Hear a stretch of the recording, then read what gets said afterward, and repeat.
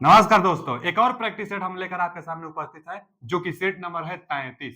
तो चलिए क्वेश्चन की तरफ चलते हैं। अब बताइएगा कितना क्वेश्चन सही किया हुआ है। बहुत बच्चे कंप्यूटर के लिए कमेंट कर रहे हैं। कंप्यूटर भी हम पढ़ाएंगे बच्चा, 1-2 तारीख के बाद हम कंप्यूटर क्लासेस लेकर आएंगे। एमएस एक्सेल में एक पार्ट पढ़ा दिया है और एक उसका पार्ट और लेकर आएंगे थ्योरी वाला, क्योंकि जो एक पार्ट और एमएस एक्सेल का लाएंगे उससे क्वेश्चन बहुत ज्यादा बन रहा है, इसलिए एक थ्योरी का और लेकर आएंगे। उसके बाद एमएस एक्सेल का जो थ्योरी पार्ट लेकर हम आएंगे, उसके बाद कंप्यूटर का प्रीवियस ईयर में आया हुआ क्वेश्चन कराएंगे, इंपोर्टेंट कंप्यूटर का क्वेश्चन कराएंगे। और एक और हम बात सोचे हैं, आप बताइए, थोड़ा कमेंट करके जरूर बताइएगा कि नॉन टेक्निकल में हम तो टेक्निकल 50 क्वेश्चन जो इलेक्ट्रीशियन का था बहुत करा दिए हैं, बहुत प्रीवियस ईयर का क्वेश्चन करा दिए हैं। प्रैक्टिस सेट 35 हो गया, 35 बहुत जल्दी पहुंच जाएंगे सेट नंबर तक। बीच बीच में भी हम इलेक्ट्रीशियन का लेकर आते रहेंगे, लेकिन इलेक्ट्रीशियन का सेट बहुत ज्यादा करा देगा।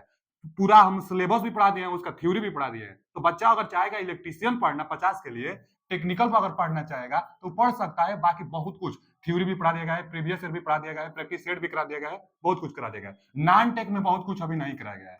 तो हम क्या सोच रहे हैं कि नॉन टेक्निकल जो 50 क्वेश्चन आता है, तो डेली हम 50 क्वेश्चन लेकर आए आपके सामने, डेली 50 क्वेश्चन। अच्छा, इसमें क्या क्या रहेगा 50 क्वेश्चन में? तो हम सोच रहे हैं 20 कंप्यूटर लेकर आए। कंप्यूटर इसलिए क्योंकि कंप्यूटर का वेटेज ज्यादा है ना, तो कंप्यूटर का हम सोच रहे हैं कि 20 कंप्यूटर का लेकर आए, 5 हिंदी का लेकर आए, 5 इंग्लिश का लेकर आए, 10 रीजनिंग का लेकर आए और 10 जो वो जीके जीएस होता है उसको लेकर आए। यानी टोटल 50 क्वेश्चन हो जाएगा, 20 और 30 50। तो कैसा रहेगा आप कमेंट करके जरूर बताइएगा कि 50 क्वेश्चन लेकर आए कि सिर्फ कंप्यूटर का 20 क्वेश्चन लेकर आए। आगे हम कंप्यूटर पर ध्यान देंगे कि पूरा नॉन टेक्निकल पर ध्यान दिया जाए। क्वेश्चन हम लेकर आएंगे, आप भी क्वेश्चन का लेवल देखिएगा, बताइएगा कितना सही सही आप कर पा रहे हैं, कितना नहीं सही कर पा रहे हैं। तो आगे बताइएगा कमेंट में जरूर करके। चलिए क्वेश्चन की तरफ हम चलते हैं। नॉन टेक्निकल में पूरा 50 क्वेश्चन हम लेकर आए कि सिर्फ 20 क्वेश्चन कंप्यूटर का हम लेकर आए? जरूर बताइएगा, अपना सुझाव दीजिएगा हमें। अच्छा, इतना कुछ कर रहे हैं, हमको क्या चाहिए? कुछ नहीं, बस लाइक और आपका फीडबैक चाहिए कि वीडियो कैसा होता है, आपको कैसा लगता है, समझ में आता है कि नहीं, कुछ बेनिफिट मिलता है कि नहीं मिलता है, वीडियो कैसा लगा, तो उसके बारे में कुछ फीडबैक दे दीजिए कमेंट में। बाकी लाइक करिए, लाइक जितना ज्यादा रहेगा हमको संतुष्टि मिलेगी कि नहीं, कंटेंट अच्छा था और वीडियो में जो भी हम समझाए थे आपको समझ में आया है। तो बस लाइक चाहिए था। चलिए क्वेश्चन की तरफ चलते हैं। आज का पहला क्वेश्चन क्या है कि डीसी जनरेटर में तरंग बाइंडिंग का इस्तेमाल किस प्रकार की मशीनों में किया जाता है? पहले तो डीसी जनरेटर की बात कर रहा है, लेकिन तरंग बाइंडिंग के बारे में बोल रहा है। तरंग बाइंडिंग को वेव बाइंडिंग कहते हैं, वेव बाइंडिंग। तो वेव बाइंडिंग क्या होता है बच्चा? देखिए, दो प्रकार की बाइंडिंग होती है ना डीसी मशीन में, एक लैप बाइंडिंग, एक वेव बाइंडिंग। आप बार बार रिवीजन करते रहिए लैप बाइंडिंग और वेव बाइंडिंग को, इससे क्वेश्चन बनता है। तो लैप बाइंडिंग वेव बाइंडिंग में क्या डिफरेंस है, आप नोटबुक में लिखे होंगे, जितना डिफरेंस होता है आप उसको जरूर एक बार रिवीजन कर लीजिएगा। यहां जो आया हम उसको बता दे रहे हैं। पहले तो वेव जो बाइंडिंग होता है इसको सीरीज बाइंडिंग भी कहते हैं, सीरीज बाइंडिंग। वेव बाइंडिंग को सीरीज बाइंडिंग भी कहा जाता है। क्यों कहा जाता है? क्योंकि जैसे सीरीज में, जैसे वो सेल को आप सीरीज में ऐड करेंगे तो क्या होता है कि जितना वोल्टेज होता है सब जुड़ जाता है। सीरीज में रेजिस्टेंस होता है, तो जितना रेजिस्टेंस होता है सब जुड़ जाता है। तो वेव बाइंडिंग सीरीज बाइंडिंग कहलाता है क्योंकि इसमें ना प्रत्येक बाइंडिंग का जो वोल्टेज होता है वो जुड़ता जाता है, इसलिए हाई वोल्टेज होता है। वेव बाइंडिंग में हाई वोल्टेज होता है, और जब हाई वोल्टेज तो लो करंट होता है। तो वही पूछा है, वेव बाइंडिंग में तो high voltage and low current, पहला ही ऑप्शन इसका सही होता है। वेव बाइंडिंग को सीरीज बाइंडिंग कहते हैं, high voltage and low current होता है। और लैप बाइंडिंग में इसका उल्टा होगा, लैप को भी पूछता है। तो लैप लैप को क्या एलएपी देगा, लैप बाइंडिंग। तो लैप बाइंडिंग होता है, इसमें हाई करंट होता है और लो वोल्टेज होता है। अच्छा जी, लैप बाइंडिंग जो होता है इसमें ए बराबर पी होता है, इन यानी पोलो की जितना संख्या उतना पैरेलल पाथ होगा, और जितना पैरेलल पाथ तो सब करंट जुटेगा, इसीलिए हाई करंट इसमें आता है। और इसमें पैरेलल पाथ सिर्फ दो होता है, ए का मान दो होता है, पैरेलल पाथ सिर्फ दो होता है। तो बहुत सारा डिफरेंस है लैप बाइंडिंग वेव बाइंडिंग में, अंतर आप जरूर देखिएगा। इसका A option is right answer. चलिए आगे चलते हैं। अगला क्वेश्चन क्या है, ये तो हम बताए थे आपको। अब अगला क्वेश्चन क्या है? अगला क्वेश्चन है कि DC shunt generator, DC shunt generator is, और पूछ रहा है कि self excited, series excited, shunt excited कि सेपरेटली एक्साइटेशन, क्या होगा? तो देखिए, जो डीसी शंट है आप समझ रहे होंगे कि सेल्फ एक्साइटेड होता है। कैसे सेल्फ एक्साइटेड होता है? चलिए देखा जाए। देखिए, हम यहाँ पर इसका फिगर पहले बना दे रहे हैं डीसी शंट जनरेटर का। डीसी शंट जनरेटर होता है तो हम जानते हैं कि आर्मेचर होता है, कार्बन ब्रूस होता है, और यहाँ से क्या होता है कि फील्ड एक बाइंडिंग होती है। शंट में है तो शंट फील्ड बाइंडिंग होती है, ठीक। Shunt field binding. अच्छा, मोटर है कि जनरेटर? जनरेटर है, तो जनरेटर है तो इसको प्राइम मूवर से रोटेट कराई जाती है। डीसी जो आर्मेचर कॉइल होगा, इसको हम लोग रोटेट कराएंगे प्राइम मूवर से। यहाँ क्या लगेगा? Prime mover, PRIME, prime mover. Prime mover एक ऐसा रोटेशनल पार्ट होता है जो जनरेटर को रोटेट कराने के लिए आवश्यक होता है। आप जानते हो ना जनरेटर कैसे बनता है? जनरेटर के आर्मेचर कॉइल को आप रोटेट कराएंगे तो मैग्नेटिक फील्ड में यह रोटेट करेगा, तो इसमें इंड्यूस ईएमएफ बनेगा, फ्लक्स में परिवर्तन होगा, तब इसको रोटेट कराई जाती है, तो प्राइम मूवर से रोटेट कराएंगे। अब जो जो शंट जनरेटर होता है, शंट जनरेटर में जब इसको आप रोटेट कराओगे तो जो फील्ड वाइंडिंग होती है ना बच्चा, शंट फील्ड वाइंडिंग जो होती है, इसमें रेजिडुअल 2 से 8 वोल्ट, कहीं कहीं 6 वोल्ट देता है। तो 2 से 8 वोल्ट इसके पास पहले से वोल्टेज रहता है, जिसको हम लोग रेजिडुअल मैग्नेटिज्म कहते हैं, चाहे रेजिडुअल वोल्टेज कहते हैं। पहले से हम मैग्नेटाइज होता है, जिसके पास वोल्टेज 2 से 8 वोल्टेज तक होता है। अब जैसे प्राइम मूवर से आप रोटेट कराएंगे इसको, तो इसके पास जो वोल्टेज है, चाहे जो मैग्नेटिक फील्ड है, मैग्नेटिक फील्ड इसको देगा। अब मैग्नेटिक फील्ड में यह कट करेगा तो इसमें एक करंट बनेगा ही, यही करंट फिर इसको देगा, तो अब थोड़ा सा और ज्यादा यहाँ पर वोल्टेज बनेगी, या थोड़ा सा और इसको रोटेट कराएगा, मतलब शक्ति देगा। करंट बनता जाएगा, शक्ति देता जाएगा। अपना जितना लिमिट समय, उसके बाद लिमिट समय पर यह वोल्टेज उत्पन्न करने लगेगा। तो रेजिडुअल कुछ ना कुछ मैग्नेटिज्म होता है इसके पास ना, वही स्टार्ट कराता है। तो इसी को कहते हैं सेल्फ एक्साइटेड। सेल्फ से यह एक्साइटेड हो जाता है, अलग से एक्साइटेड करने की जरूरत नहीं होती है। एक सेपरेटली एक्साइटेड होता है। सेपरेटली एक्साइटेड में क्या होगा? सेपरेटली एक्साइटेड में क्या होगा ना कि यहाँ एक फील्ड वाइंडिंग तो होगा ही, इसको डीसी सप्लाई देकर उसके बाद मैग्नेटाइज करते हैं, इसको प्राइम मूवर से हम लोग रोटेट कराते हैं। तो सेपरेटली एक्साइटेड अलग से एक्साइटेड करना पड़ता है, जिस समय आपको स्टार्ट करना होगा उस समय। यहाँ पर जिस समय शंट जनरेटर को स्टार्ट करना है, उस समय एक्साइटेड नहीं करना है, पहले से खुद फील्ड वाइंडिंग में एक्साइटेड यह होता है, मैग्नेटिज्म में होता है, उसी से मतलब मैग्नेटिक फील्ड इसको देता है, फ्लक्स करता है, थोड़ा सा इंड्यूस होता है, तो फिर इसके पास आता है, तो पहले से थोड़ा सा ज्यादा हो गया, रेटेड पर पहुंच जाता है। तो यह जो होता है ना DC shunt generator, self excited होता है। सेल्फ एक्साइटेड सेपरेटली में अलग से वो आपको खुद दिखाई देगा। तो इसका ए ऑप्शन नीचे राइट आंसर। अब सीरीज एक्साइटेड नहीं, शंट है तो सेल्फ एक्साइटेड इसको बोलते हैं, बाकी सेपरेटली एक्साइटेड नहीं, दो प्रकार से होता है। तो ए ऑप्शन नीचे राइट आंसर। हाँ, एक बात और जान लिए कि जो शंट जनरेटर होता है, शंट जनरेटर है, जो शंट जनरेटर होता है, यह जो इंड्यूस ईएमएफ बनाता है, इंड्यूस ईएमएफ लगभग कांस्टेंट बनाता है, लेकिन आर्मेचर रिएक्शन के कारण थोड़ा सा ड्रॉप हो जाता है। तो इसका ग्राफ कुछ ऐसा बनता है, आईएल के साथ, लोड करंट के साथ, लोड बढ़ता जाता है तो लगभग कांस्टेंट होता है, लेकिन हल्का सा घट जाता है आर्मेचर ड्रॉप के कारण। शंट जनरेटर में माने इसका जो वोल्टेज रेगुलेशन होता है, वोल्टेज रेगुलेशन बता रहे हैं, इसका जो वोल्टेज रेगुलेशन होता है अच्छा होता है, लगभग में कांस्टेंट ही होता है। जबकि सीरीज जो जनरेटर होता है, सीरीज जनरेटर का कैरेक्टरिस्टिक्स कैसा हो जाता है? सीरीज जनरेटर की हम बात कर रहे हैं, डीसी सीरीज जनरेटर का, तो डीसी सीरीज जनरेटर का कैरेक्टरिस्टिक्स कुछ ऐसे बन जाता है, माने स्टार्टिंग में बढ़ता है, उसके बाद सेचुरेटेड होगा, बहुत ज्यादा आप बढ़ा देंगे ना तो फिर यह घट भी जाता है। तो इसका वोल्टेज रेगुलेशन निगेटिव भी होता है, इसका वोल्टेज रेगुलेशन निगेटिव भी होता है, किसका? सीरीज का पुअरेस्ट, बहुत बहुत पुअरेस्ट होता है वोल्टेज रेगुलेशन, तो इसका भी निगेटिव होगा। चलिए आगे चलते हैं। डीसी श्रेणी जनरेटर में, सीरीज जनरेटर की बात अभी बता रहे थे, आ ही गया कि डीसी सीरीज जनरेटर में भार बढ़ने पर टर्मिनल वोल्टेज क्या होगा? वही तो डीसी जो सीरीज जनरेटर है, जो डीसी सीरीज जनरेटर है, अभी हम बताएं कि पहले बढ़ेगा उसके बाद फिर घटता लगता है, घटते जाता है। तो पहले बढ़ेगा उसके बाद घटता जाता है। आईएल के साथ यहाँ क्या है? इंड्यूस ईएमएफ है, जनरेटेड ईएमएफ है। तो वही सीरीज जनरेटर भार बढ़ने पर टर्मिनल वोल्टेज क्या होगा? डिक्रीज होगा कि इंक्रीज होगा? कि increase to rated voltage, rated voltage तक बढ़ेगा उसके बाद घटेगा, तो यही सही है, सी ऑप्शन। पहले बढ़ता है उसके बाद घटता जाता है, C option is right answer. इसका वोल्टेज रेगुलेशन निगेटिव होता है, सबसे बेकार, सबसे खराब, क्योंकि वोल्टेज रेगुलेशन बहुत ज्यादा चेंज हो जाता है। हाई वोल्टेज रहता है, स्टार्टिंग में बढ़ेगा उसके बाद घटेगा। तो डीसी सीरीज जनरेटर का वोल्टेज रेगुलेशन पुअरेस्ट होता है, पुअरेस्ट मतलब खराब। अगला क्वेश्चन क्या है कि व्यापक भार परिवर्तन मतलब heavy duty steel work crane having wide load variation, माने क्रेन में लोड वेरिएशन होता भी है और टार्क अच्छा चाहिए। तो वही पूछा है ना कि क्रेन में कौन सा मोटर का प्रयोग करेंगे? तो हम लोग जानते हैं कि डीसी सीरीज मोटर का प्रयोग ही क्रेन में किया जाता है। क्यों? क्योंकि डीसी सीरीज मोटर का टार्क अच्छा होता है, जो इसका टार्क होता है फाई आईए पर निर्भर करता है, और जो टार्क होगा फाई स्टार्टिंग में आर्मेचर धारा के ही होता है अनुक्रमानुपाती, इसलिए आर्मेचर धारा के वर्ग के अनुक्रमानुपाती होता है starting torque. Starting torque armature धारा के वर्ग अनुक्रमानुपाती होता है, उसके बाद सैचुरेटेड हो जाता है तो आई के अनुक्रमानुपाती हो जाता है। इसका अगर ग्राफ भी आप बनाएंगे ना, थोड़ा सा पैराबोला टाइप का बनता है, कुछ ऐसे बनता है, किसमें? टार्क में और आई आर्मेचर करंट में जो ग्राफ बनता है। तो जो डीसी सीरीज मोटर होता है, इसका स्टार्टिंग टार्क अच्छा होता है, इसीलिए क्रेन में प्रयोग किया जाता है। कई बार यह क्वेश्चन पूछता है कि क्रेन में कौन सा मोटर का प्रयोग करेंगे, तो डीसी सीरीज मोटर का। क्यों करेंगे? क्योंकि स्टार्टिंग टार्क ज्यादा होता है। आगे field weakening control method, field को वीक करेंगे, कम करेंगे फ्लक्स को। फील्ड वीकनिंग मतलब फ्लक्स को कम करेंगे, तो क्या होगा, तो स्पीड बढ़ेगा। भैया फील्ड वीकनिंग कंट्रोल मेथड दिया है ना कि क्षेत्र दुर्बल नियंत्रण विधि में क्या होता है, चाल के बारे में पूछा है, तो चाल ज्यादा होता है। क्यों? क्योंकि जो चाल होता है एन बराबर ईबी बटा में फाइव, तो फील्ड वीकनिंग मतलब फ्लक्स को कम करना, तो स्पीड बढ़ जाता है ना रेटेड से ज्यादा, एबव द रेटेड स्पीड। सही है, B option is right answer. Field control method जो होता है वह रेटेड स्पीड से ज्यादा के लिए ही होता है, तो इसका B option is right answer.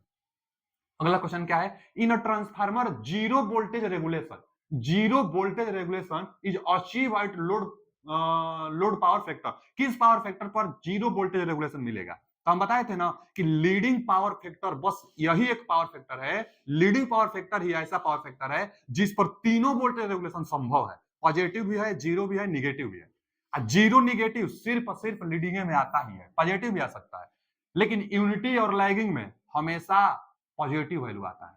लेकिन निगेटिव और जीरो बार बार पूछता है, तो निगेटिव और जीरो पूछेगा तो आप लीडिंग हमेशा लगाइएगा, क्योंकि लीडिंग में तीनों पावर फैक्टर संभव होता है। तो zero voltage regulation, B option is right answer, leading power factor.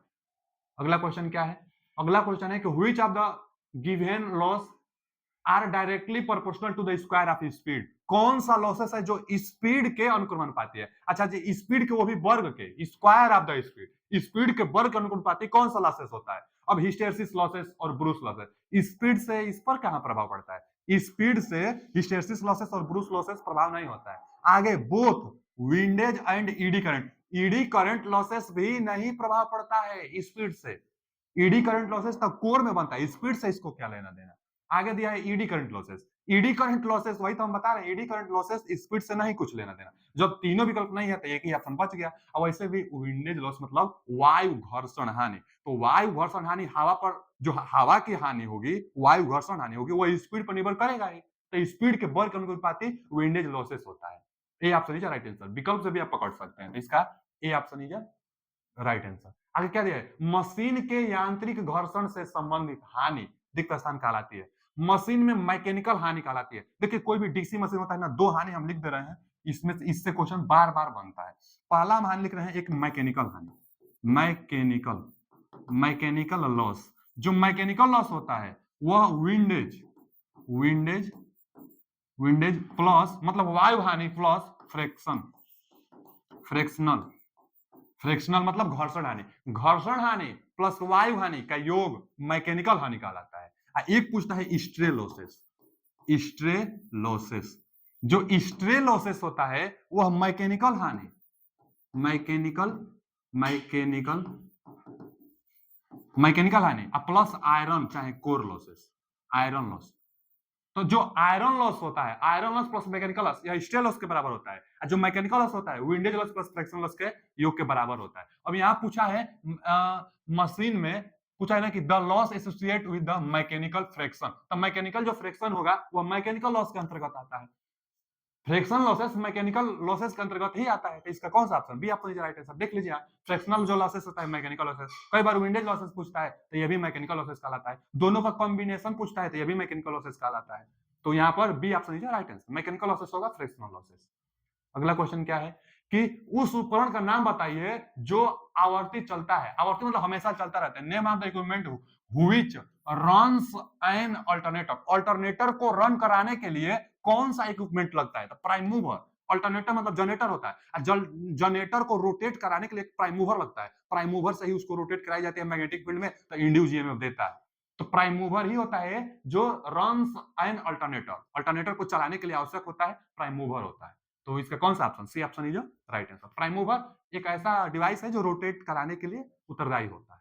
आगे, एन इंडक्शन मोटर किसके समान होता है, मतलब an three phase induction motor is similar to, three phase induction motor किसके सिमिलर होता है? तो देखिए जब थ्योरी हम पढ़ा रहे थे उस वीडियो में हम बताए थे, पहला ही लेक्चर था उसमें हम बताए थे आपको कि जो थ्री फेज इंडक्शन मोटर होता है वह ट्रांसफार्मर के ठीक समान होता है। वो भी ट्रांसफार्मर के समान क्यों? क्योंकि ट्रांसफार्मर भी म्यूचुअल इंडक्टेंस पर काम करता था, उसी तरह इंडक्शन मोटर भी म्यूचुअल इंडक्टेंस के सिद्धांत पर काम करता है। कैसे? ट्रांसफार्मर के भी प्राइमरी साइड में आप सप्लाई देते थे, उसी तरह थ्री फेज इंडक्शन मोटर के भी आप क्या करते हैं, supply, three phase induction motor को आप थ्री फेज का सप्लाई देते हैं। अच्छा, स्टेटर पर आप सप्लाई देते हैं तो स्टेटर प्राइमरी की तरह काम करेगा। उसके बाद बीच में एयर गैप होता है। पहले तो स्टेटर होता है इंडक्शन मोटर में, यहाँ पर 3 फेज सप्लाई आप देते हो। फिर फ्लक्स बनाता है, रोटेटिंग मैग्नेटिक फ्लक्स बनाता है जो कि 3/2 फाइम, इसी को हम बताए थे 1.5 फाइम। मैक्सिमम फ्लक्स का 1.5 गुना जो फ्लक्स बनता है वही बनता है, और फ्लक्स इसमें रोटेट करता है। और उसके बाद एक रोटर होता है, तो एयर गैप में इतना ही मान का फ्लक्स रोटेट करने लगता है। अब इस फ्लक्स से रोटर को कट करता है, और रोटर शॉर्ट सर्किटेड होता है। रोटर पर बाइंडिंग रहेगा, चाहे चाहे स्लिप रिंग हो, चाहे स्क्वायरल केज हो। स्क्वायरल केज भी रहेगा तो एल्युमिनियम अथवा कॉपर का रॉड लगाकर इंड रिंग की सहायता से शॉर्ट किया जाता है। तो यह शॉर्ट सर्किटेड होता है रोटर। तो रोटर शॉर्ट सर्किट होता है, तो यह जो फ्लक्स है, फ्लक्स इसको कट करेगा तो इसमें इंड्यूस ईएमएफ बनेगी, और तब क्या करता है कि टार्क वर्क बनाता है, बाइक ईएमएफ बनाता है। तो यह भी तो एक ट्रांसफार्मर है। यहाँ पर प्राइमरी पर सप्लाई दिए, इंसुलेटेड था वायु के जरिए, और उसके बाद इस पर कट किया, शॉर्ट सर्किट था, इंड्यूस हुआ। तो ट्रांसफार्मर में भी यही है, प्राइमरी में सप्लाई देते थे, सेकेंडरी में फ्लक्स के जरिए वो जब पहुंचकर और वोल्टेज आपको देता था। तो ट्रांसफार्मर की भांति, अब वो भी सेकेंडरी क्वाइल शॉर्ट सर्किटेड की भांति, ट्रांसफार्मर की भांति बिहेवियर करेगा। तो ट्रांसफार्मर सेकेंडरी शॉर्ट सर्किट यही सही है। सेकेंडरी मतलब जो रोटर है यही सेकेंडरी का काम कर रहा है, इसी में इंड्यूस हो रहा है बाइक ईएमएफ, तो यही शॉर्ट सर्किट है। तो ट्रांसफार्मर सेकेंडरी शॉर्ट सर्किट की तरह three phase induction motor behaviour अपना दर्शाता है। खुद थ्री फेज इंडक्शन मोटर को रोटरी ट्रांसफार्मर कहते हैं। पूछता है क्वेश्चन कि रोटरी ट्रांसफार्मर, ट्रांसफार्मर तो स्टैटिक डिवाइस है, लेकिन रोटरी मतलब रोटेटिंग ट्रांसफार्मर आपसे पूछ देगा तो आप इंडक्शन मोटर को ही बताइएगा। तो A option is right answer. Secondary side short circuit की तरह बिहेवियर दर्शाता है। आगे क्या है? The function of stator in electrical motor. Electric motor में जो स्टार्टर होता है, इलेक्ट्रिक मोटर में जो स्टार्टर होता है, स्टार्टर का क्या काम होता है? ये बच्चा, स्टार्टर स्टार्ट कराने में काम जरूर किया जाता है, लेकिन क्यों प्रयोग किया जाता है अगर पूछता है, आप बताइएगा कि स्टार्टिंग टाइम में आर्मेचर धारा बहुत ज्यादा होता है, तो आर्मेचर धारा को कम करने के लिए, आर्मेचर करंट को कम करने के लिए स्टार्टर का प्रयोग करते थे। तो स्टार्टिंग पर्पज तो ठीक है, लेकिन अगर स्टार्टर का मेन कार्य पूछे और उसमें दिया हो मिनिमाइज हाई स्टार्टिंग करंट, तो आप यही लगाइएगा, minimise high starting current. Starting current बहुत ज्यादा होता है, उसी को कम करने के लिए स्टार्टर का प्रयोग करते हैं। नहीं तो बहुत सारा इंडक्शन मोटर तो सेल्फ स्टार्टेड होता है, इंडक्शन मोटर सेल्फ स्टार्टेड होता है, फिर भी स्टार्टर लगाते हैं। क्यों? क्योंकि स्टार्टिंग करंट जो होता है आर्मेचर धारा, उसको कम करने के लिए, तो मिनिमाइज करने के लिए हाई स्टार्टिंग करंट को। C option is right answer. अगला क्वेश्चन क्या है? नीचे दी गई आकृति में दर्शाए गए परिपथ का क्या उपयोग है? माने यही ना एक अलग से लगाया है, इसी के बारे में पूछ रहा है। यहाँ पर मोटर है, वो भी 3 फेज का। तो 3 फेज का मोटर है, 3 फेज सप्लाई दिया जा रहा है, और एक फेज में एक स्विच लगाकर और रेजिस्टेंस लगाई गई है, और स्विच को ओपन किया गया है। तो इसका क्या पर्पज है? तो आप सोचिए ना, जैसे आप 3 फेज सप्लाई देते हैं, 3 फेज सप्लाई देंगे तो स्टार्टिंग करंट ज्यादा होती है, स्टार्टिंग करंट ज्यादा, इसके पास स्टार्टिंग करंट ज्यादा न आए, इसलिए एक रेजिस्टेंस रास्ते में लगा दिया गया है। क्या होगा कि रास्ते में रेजिस्टेंस लगाने से जो करंट आएगी, रेजिस्टेंस के कारण थोड़ा सा कम है ना अंदर जाएगा, तो रेजिस्टेंस के कारण करंट कम आएगा। तो स्टार्टिंग टाइम में कम करंट भेजने के लिए रेजिस्टेंस लगाई गई है, और उसके बाद जैसे मोटर स्टार्ट हो जाता है तो फिर ना इस स्विच को शॉर्ट कर देते हैं। जब स्विच को शॉर्ट कर देंगे तो अब रेजिस्टेंस से कोई मतलब ही नहीं रहेगा, काहे कि शॉर्ट हो जाएगा तो करंट इसी रास्ते से आ जाएगी, क्योंकि करंट हमेशा उस पाथ का चयन करता है जिसमें रेजिस्टेंस कम से कम होता है। तो यहाँ रेजिस्टेंस है, इसमें रेजिस्टेंस नहीं रहेगा जब आप स्टार्ट करा देंगे इसको, तो बाद में करंट इसी से आने लगेगी, तीनों आएगा, ज्यादा करंट बाद में आएगा तो अच्छा रहेगा मोटर के लिए। स्टार्टिंग में ना करंट बहुत ज्यादा होता है, तो स्टार्टिंग में करंट को कंट्रोल करने के लिए, स्टार्टिंग में करंट को कम करने के लिए रेजिस्टेंस लगाई गई है। अब देखिए ना, to reduce the starting current of very low, ठीक तो है, पहला ही ऑप्शन ठीक है, माने स्टार्टिंग करंट को लो करने के लिए लगाई गई है, तो सही बात है। आगे पढ़ लीजिए, to achieve smooth starting, smooth starting के लिए मेन पर्पज नहीं था, और यहाँ दिया है कि उच्च प्रारंभिक बल आघूर्ण प्राप्त करने के लिए, कि उच्च अधिकतम बल आघूर्ण प्राप्त करने के लिए, तो ये नहीं, स्टार्टिंग करंट को कम करने के लिए रेजिस्टेंस लगाई गई थी, और बाद में स्विच को ऑन करेंगे तो करंट अच्छा से फिर आने लगेगा, तो मोटर भी अच्छा टार्क देगा। तो A option is right answer, starting current को कम करने के लिए। अगला क्वेश्चन क्या है? थ्री फेज भार संतुलित स्थिति में, माने बैलेंस, थ्री फेज बैलेंस स्थिति में प्रत्येक फेज में किसका मान समान होता है? तो वोल्टेज का। थ्री फेज अगर संतुलन अवस्था में है तो वोल्टेज सभी फेज में बराबर होगा। अच्छा, वोल्टेज कब बराबर होगा? इसका मतलब रेजिस्टेंस, इंडक्टेंस, पावर फैक्टर सब बराबर होगा। तो वोल्टेज नहीं दिया है, लेकिन इंपेडेंस दिया है, रेजिस्टेंस दिया है और पावर फैक्टर दिया है, तो ये सब बराबर होगा, तभी हम लोग कहेंगे कि वोल्टेज बराबर है और संतुलन में है। तो ऑल ऑप्शन इज करेक्ट, मतलब ऑल ऑप्शंस आर करेक्ट, सही है इसका जवाब। D option is right answer. सभी बराबर होता है बैलेंस स्थिति में, तभी वोल्टेज बराबर होगा। अब बैलेंस में वोल्टेज बराबर ही होता है। आगे नाइफ स्विच, एक नाइफ स्विच होता है, आप जानते होंगे। नाइफ स्विच भी हैंड ऑपरेट होता है, हाथ से ऑपरेट कराई जाती है नाइफ स्विच। नाइफ स्विच कुछ कैसा होता है, इसमें मान लीजिए कि अगर 3 पेज का है और तीनों अटैच रहेगा, यहाँ से हैंडल रहेगा, ब्रेक रहेगा, आप उठा सकते हो, लगा सकते हो। तो यह पीतल का ब्रास, इसका जो होता है ब्रास का, पीतल का बनाई जाती है नाइफ स्विच। तो ये पूछा है नाइफ स्विच बनाने के लिए किस पदार्थ का इस्तेमाल किया जाता है, निकल का, एल्यूमिनियम का, ब्रास का, तो ब्रास का प्रयोग किया जाता है, पीतल का। ब्रास यानी पीतल का प्रयोग नाइफ स्विच बनाने के लिए प्रयोग किया जाता है। हैंड ऑपरेटेड यह भी डिवाइस है, नो लोड पर ही इसका काम किया जाता है। हैंड ऑपरेटेड है तो नो लोड पर ना, और नाइफ स्विच को भी नो लोड पर, जैसे आइसोलेटर नो लोड पर काम किया जाता है, उसी तरह नाइफ स्विच भी नो लोड पर काम किया जाता है। तो नाइफ स्विच पीतल का बनाता है, इसी ऑप्शन लीजिए राइट आंसर। आगे आइसोलेटर किस अवस्था में, लो आइसोलेटर नो लोड पर, आइसोलेटर लोड कंडीशन नहीं, फॉल्ट कंडीशन नहीं, नो करंट कंडीशन, यही सही है। नो करंट कंडीशन, करंट नहीं रहता है, नो लोड पर आइसोलेटर का प्रयोग किया जाता है। और सर्किट ब्रेकर लोड और नो लोड दोनों पर किया जाता है। तो यहाँ आइसोलेटर था तो नो लोड करंट पर, नो लोड पर, C option is right answer. आगे क्या दे, निम्न में से कौन सा कथन सही है, कौन सा कथन सही है, पढ़ा जाए। विद्युत धारा हमेशा इलेक्ट्रॉनों की प्रवाह की दिशा में जाता है, गलत। विद्युत धारा हमेशा इलेक्ट्रॉन की प्रवाह के विपरीत दिशा में जाता है। अच्छा क्यों, तो क्योंकि वो ड्रेन करंट के कारण।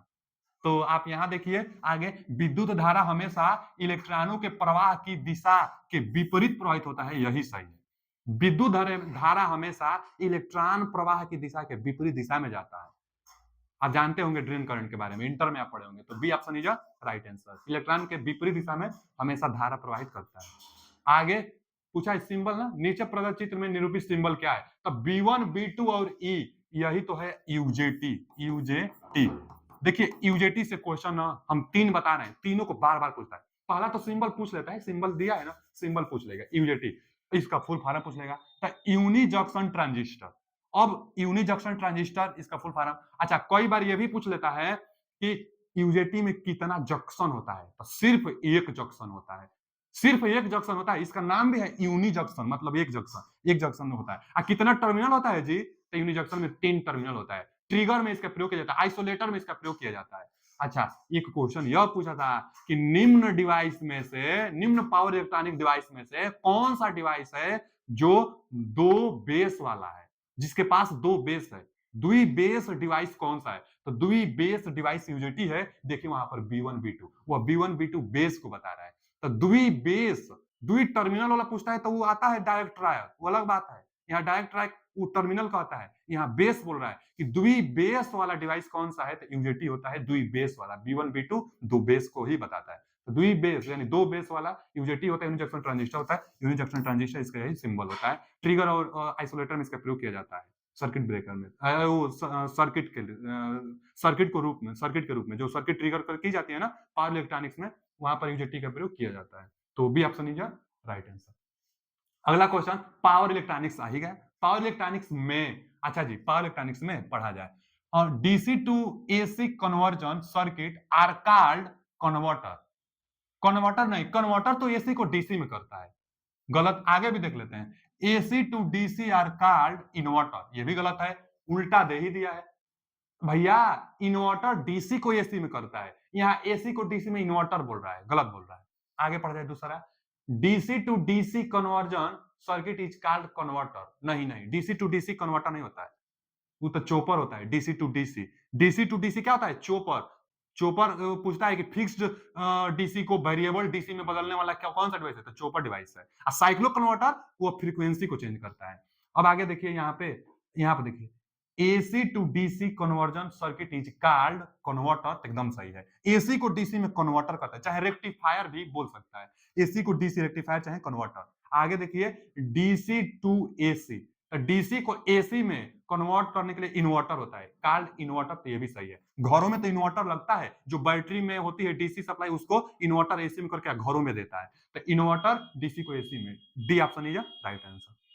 आगे फ्लोरोसेंट ट्यूब में प्रयुक्त फ्लोरोसेंट पदार्थ जिंक सिलिकेट का रंग होता है, बहुत बार यह क्वेश्चन पूछता है, कई बार क्वेश्चन पूछता है कि जो फ्लोरोसेंट होता है उसमें पदार्थ जिंक सिलिकेट भरा जाता है तो इसका रंग क्या होता है। सबसे लास्ट में आता है एक ट्रिक है कि पीडब्ल्यू में बाबूजी, पीडब्ल्यू में बाबूजी सबसे लास्ट में आता है और सबसे लास्ट में जिंक सिलिकेट। कैसे पता चलेगा कि जो जिंक सिलिकेट है, जो जिंक सिलिकेट है यह सबसे लास्ट लास्ट वाला ही है।